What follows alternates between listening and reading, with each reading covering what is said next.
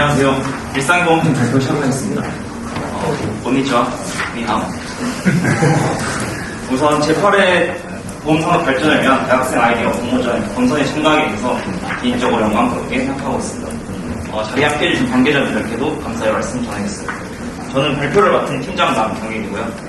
저희 팀은 슬라이드 보시다시피 저출산과 고령화 시대에 발맞춰서 조부모와 부모 그리고 유아 그리고 3세대가 통합 지원받을 수 있는 조부모 육아 지원 플랜 페런탈먼트라는 상품을 소개해드리고 발표 진행하겠습니다.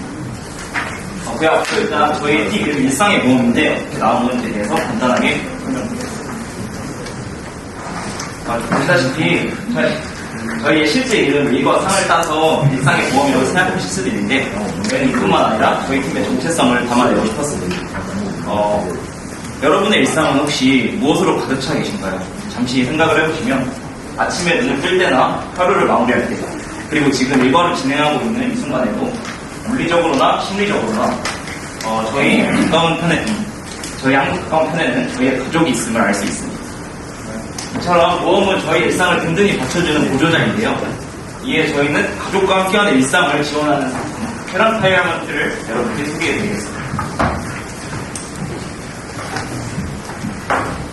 보험이란 무엇이라고 생각하시나요? 표준 국어 대사전에서는 보험을 재해나 각종 사고 따위가 일어날 경우에 경제적 손해에 대비하여 공통된 사고의 위협을 피하고자 하는 사람들이 미리 일정한 돈을 함께 적립하여 두었다가 사고를 당한 사람에게 일정 금액을 주어서 손해를 보상하는 제도라고 말하고 있습니다. 하지만 이러한 보험의 정의와는 달리 일반 대중들의 보험에 대한 인식은 아직까지는 더 방어적인 모습을 띠는 것이 현실입니다. 그 이유는 다음과 같이 살펴볼 수 있는데요. 우선 보험의 계약 조건과 보장 범위, 그리고 세세한 예외 조건 등 복잡한 보험 상품의 구조는 소비자들에게 혼란을 유발할 수 있습니다. 이 때문일까요? 금융산업 내에서도 보험 인원은 가장 높은 수준으로 보험도 거부, 불안정 판매 등으로 인해서 보험에 대한 소비자들의 신뢰도는 저조한 모습을 보이고 있습니다. 게다가 최근에는 국민연금 이슈까지 더해져 기금 고갈의 우려를 보이면서 제도 자체에 대한 불신이 심각하고 있는 추세입니다. 방금 사전적 정의에서 살펴보았듯이 그 특성상 보험은 다수의 공통된 위험을 분산하고 사고 발생 시 실제 손실을 보상해주는 특성이 있는데요. 한마디로 보험이란 우리 삶의 위험을 대비하는 장치로서 기능하며 사회적 안전망을 제공한다는 것의 제도의 존재 의의가 있음을 알 수 있습니다. 사회적 안전망. 그렇다면 저희 현 시점에서 안전망이 가장 필요한 저희 사회의 취약지대는 어디일지 저희는 고민을 해봤는데요. 결국 붕괴되어가는 인구 구조에 그 눈이 갈 수밖에 없었습니다. 지금의 저출산 기조와는 다르게 현실 덮어놓고 낳다보면 거짓골을 운변한다. 아들, 딸 구별 말고 둘만 낳아 잘 기르자 등 과거에는 급격한 인구 증가로 인한 빈곤 문제 해결을 위해 출산이 오히려 억제되던 시절이 있었습니다. 사실 저희 아버지 어머니만 해도 형제 자매가 5분, 6분 이렇게 되시는데요. 이렇듯 이 당시에 폭발적인 출산율과 함께 태어난 세대를 저희는 베이비붐 세대라고 읽었습니다. 베이비붐 세대는 1955년부터 63년 사이에 태어난 1세대, 그리고 64년부터 74년 사이에 태어난 2세대로 이루어져 있는데요. 2024년 현재 만 60세, 즉 은퇴 연령에 접어든 베이비붐 2세대는 전체 인구의 18.6%를 차지, 이미 은퇴 시장을 이루고 있는 1세대보다 무려 35.3%나 더 많은 규모여서 앞으로 은퇴 시장의 과부하가 예상되는 수치입니다. 그리고 한국은행의 보고서에 따르면 산업혁명의 주역이라 할 수 있는 이들은 높은 교육 수준과 IT 활용 능력을 보유하고 있고 그중 55세부터 79세 무려 68.5%가 계속 근로를 희망하며 아직 강한 근로의식 또한 남아있는 것을 볼 수 있습니다. 이는 또한 미국이나 독일 등 주요 선진국에 비해서도 높은 수준임을 보이고 있습니다. 이제는 피할 수 없는 초고령화 사회의 진입에 발맞춰 바로 이 은퇴 고령 인력의 활용 방안을 모색하는 것이 가장 중요한 과제라고 할 수 있습니다. 또한 다들 아시다시피 고령화의 반대편에선 출산율 문제가 기형적인 모습을 띠며 인구구조 문제에 기여하고 있는데요. 한국보건사회연구원에 따르면 2030 세대가 출산을 기피하는 이유는 다음과 같이 아이의 양육과 관련된 경제적 부담 그리고 아이의 돌봄시설에 대한 불만족이 그 이유를 이루고 있다고 합니다. 이러한 기조와 함께 애석하게도 어느덧 우리 사회는 숭고한 경험이 되어야 할 출산이 리스크가 되어 전락하고 있습니다. 하지만 앞서 말씀드렸듯 쏟아지고 있는 은퇴 고령 인력이 바로 이 저출산 기조의 완화에 기여할 수 있습니다. 베이비붐 세대는 풍부한 경험과 노하우를 바탕으로 육아에 참여 시 젊은 세대의 육아 부담을 덜어줄 것으로 예상되고 저출산 문제 해결을 위한 다양한 정책이 나오는 이 시점에 주로 부모에게 직접적인 지원금 형식 혜택을 제공하던 기존의 정책을 넘어 조부모를 대상으로 한 새로운 접근법을 고려할 필요가 분명히 있어 보입니다. 베이비붐 세대의 육아 참여를 장려하고 지원하는 보험 상품을 통해 경제적 효과뿐만 아니라 세대 간 유대의 강화, 가족 공동체의 화합을 이끄는 등 사회적으로도 다양한 순기능이 발현될 것으로 예상됩니다. 그렇기에 제안합니다. 조부모 육아 지원 플랜의 페란타이어먼트입니다. 육아를 의미하는 페런팅과 은퇴를 의미하는 리타이어를 합성하여 만든 단어로 은퇴 후 육아 과정에 참여하는 조부모들을 지원하는 상품입니다. 페란타이어먼트의 상품 계열을 설명해 드리겠습니다. 우선 좀 직관적인 이해가 되도록 저희는 보험에서 정의되어야 할 기본 요소 6가지를 저희가 정해봤는데요. 보험 계약자와 수익자 그리고 보험 사고 등이 그에 해당됩니다. 네, 우선 보험 계약자입니다. 일반적으로는 결혼을 앞둔 신혼부부가 해당되나 상황에 따라서는 조부모들이 계약하는 것도 가능하고 또 특수한 경우에는 기업 차원에서 직원들에게 복지 제공 형태로도 제공 계약이 가능합니다. 또 보험자는 당연히 보험회사가 대표적이겠으나 은행 등 기관에서 연금 및 예적금 이율의 혜택 제공용으로도 가입을 권유할 수 있습니다. 보험 수익자는 육아 과정에 참여 중임을 증빙한 조부모가 되겠습니다. 보험료는 수지상 등의 원칙에 따라 책정된 보험료를 특정 기간부로 미리 납입하고 육아수당이나 기타 보험사고에 해당하는 보험금을 지급받습니다. 보험기간은 가입자마다 다양하게 설정할 수 있는데요.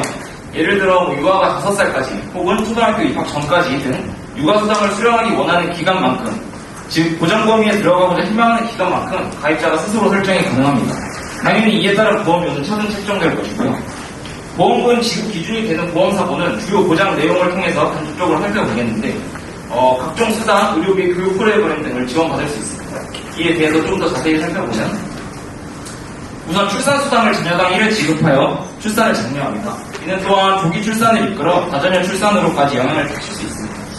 우리 여기서 참고로 조기 출산은 그 10개월 전에 32주 이렇게 하는 조기 출산이 아니라 조기 열병 출산이라고 생각해 주시면 감사할 것 같습니다. 그리고 육아가 이루어지는 기간 동안은 매월 육아 수당을 지급하여 가정의 경제적 부담을 완화합니다. 그 과정에서 조부모와 육아의 건강 케어 또한 필수적일 텐데요.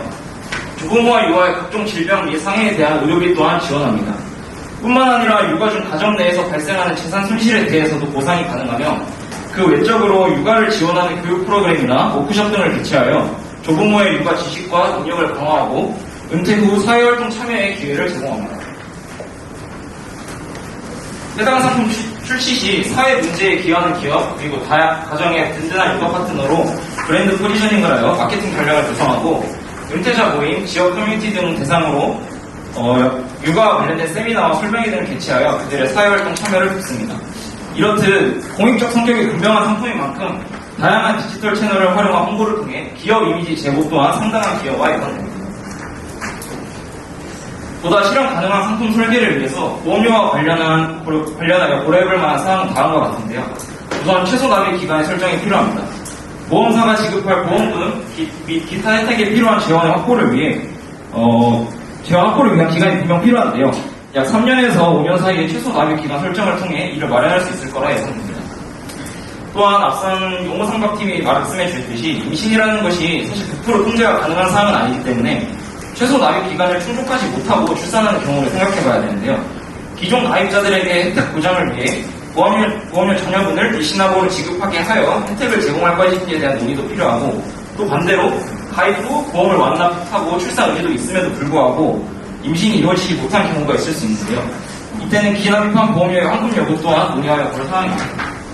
보험료를 책정할 때에는 가입자의 연령 및 건강 그리고 가입자가 선택한 가입 기관과 보장 범위 보장 요소 등에 따라서 차등 책정하여 가입자에게 고지될 예정입니다. 이제 페런탈리티 상품의 개발을 통해 저희가 기대하는 효과는 다음과 같습니다. 우선 보험계약자, 즉 소비자 입장에서는 부모의 육아 부담을 완화하고 경력 단절에 대한 우려를 완화할 수 있으며 조부모의 노후 경제를 안정시킨과 동시에 가족 간의 유대를 강화하고 사회적 네트워크 참여 기회를 제공하여 이른바 은퇴 후유증을 예방하고 황혼의 삶에서 심리적 만족감을 제공할 수 있지 않을까 기대하고 있습니다. 또한 보험자, 즉 상품을 판매하는 보험회사의 입장에서는 ESG 비즈니스를 어필하여 지속 가능한 사업을 통해 기업 이미지를 제고할 수 있고, 이는 단순히 보험회사의 이미지뿐만 아니라 앞서 PPT 앞서 말씀드렸던 보험제도 자체에 대한 이미지에도 도움이 될 거라 예상합니다.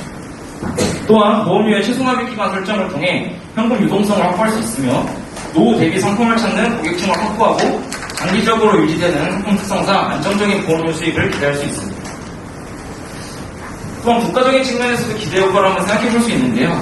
출산율을 제고하고 고령화 사회에 맞선 대응책으로 기능하여 인구구조 문제 완화에 보탬이 될 수 있고, 복지정책 보완을 통해 국가의 지원 부담을 경감할 수 있으며, 3세대가 함께 생활하고 소통하는 구조가 강화됨에 따라 세대 간 통합이 촉진되고, 이를 통해 안정적인 사회 구조가 형성될 것으로 기대됩니다. 오늘 발표는 결국 세 가지 포인트로 요약이 될 수 있는데요. 보험의 역할과 인구구조 문제를 연결지어 해당 상품이 왜 필요한지, 그리고 상품이 어떤 상품인지를 저희가 정한 기본 요소 6가지와 함께 살펴보았고요. 마지막으로는 상품 출시 시 어떤 효과들을 기대할 수 있는지 방금 살펴보았습니다. 페란타일랑트라는 이름에서 알 수 있듯이 해당 상품은 은퇴한 조부모의 손주 육아 참여를 이끌어 저출산은 극복하고 고령화는 대비하는 일거양득의 보험 상품입니다. 또한 단순한 보험 상품을 넘어 세대 간의 협력과 지원을 통해 사회를 더 안정적이고 지속 가능한 방향으로 이끌어가는 보험 산업의 미래입니다. 이제는 사실 현실화된 초고령화 사회에 맞서서 이를 극복하는 방안이 중요하지만, 저는 당장의 적응이 우선되어야 하는 시점이라고 생각합니다. 그렇기에 저희가 제안하는 페란타일랑트는 단순 아이디어에 그치지 않고 현실적으로 실현 가능한 사회적 혁신이라고 생각합니다. 지금 이 순간 우리 사회가 필요로 하는 보험의 변화의 첫걸음을 보험이 주도할 수 있습니다. 감사합니다. 네, 수고하셨습니다. 네, 잘 들었습니다. 지금 우리나라에서 지금 과일 문제로 지금 지목되고 있는 일반화든지 이쪽 부분에 대해서 많은 아이디어를 주신 것 같은데요. 아까 뭐 보험이라는 상품을 듣고 지금 여러 가지 보장들을 갖다가 막 여러 가지 종합해서 넣으신 것 같은데, 제가 좀 묻고 싶은 거는 저걸 안에 보면 손해보험적 요소도 있고 보장도 있고 저축성 요소도 있는데, 기본 구조를 어떻게 가져가시는지 되게 궁금한 상황이거든요. 이게 보장성 보험인지 저축보험인지, 그냥 제가 봤을 때는 여러 가지 필요한 부분들, 보장이라든지 아니면 경제적으로 필요한 시점별로의 돈을 갖다가 그냥 다 섞어서 그냥 말씀해 주셨는데, 그걸 구체적으로 진짜 상품화 시킬 수 있는 것에 대해서 좀 고민을 하셨는지에 대해서 한번 여쭤보고 싶습니다. 저희가 제시하는 상품의 기본적인 틀은 그 저축성 보험입니다. 저축성 보험을 기본으로 그 추가적으로 특약처럼 이제 질병과 그 육아 중에 발생할 수 있는 사고에 대한 손해보험적인 요소를 살짝 가미한 상품이고, 그 큰 틀은 저축성 보험이라고 말씀드리고 싶습니다. 아까 보장보험, 손해보험 요소도 들어있는데, 제가 생보 출신이다 보니까 생보는 하지 못하겠네요.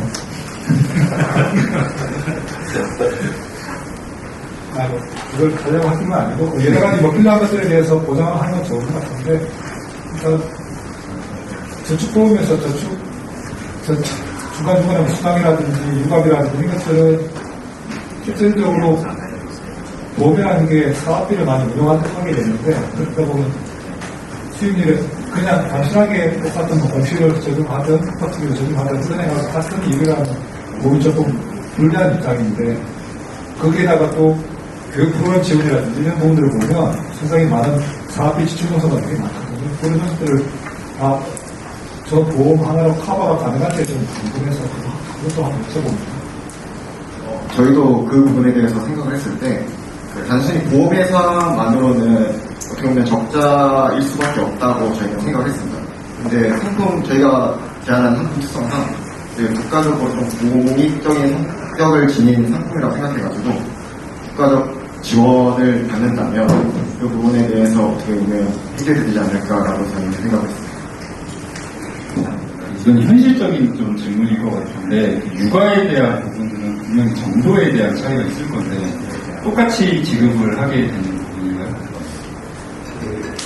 저희가 육아를 조부모들께서 육아를 어떻게 하는지 확인을 하고 어떤 육아를 했는지 확인을 하는 방법으로는 생각해본 게, 보험회사에서 그 설정한 양식병을 통해서 그 양식에 맞는 육아일지를 제출함으로써 보험회사 입장에서 어떤 육아를 참여했고 어떤 그 행위를 했는지 확인하는 방법이 있고, 두 번째 방법은 저희가 그 보장 내용으로 말씀드렸던 교육 프로그램을 방문 교육을 통해 하면서 이제 방문 교육 후 그 이제 육아에 어떻게 참여하고 있는지 좀 대화를 통해 확인하는 방법도 있다고 저희는 생각했습니다. 네, 수고해 주셨습니다. 네, 감사합니다.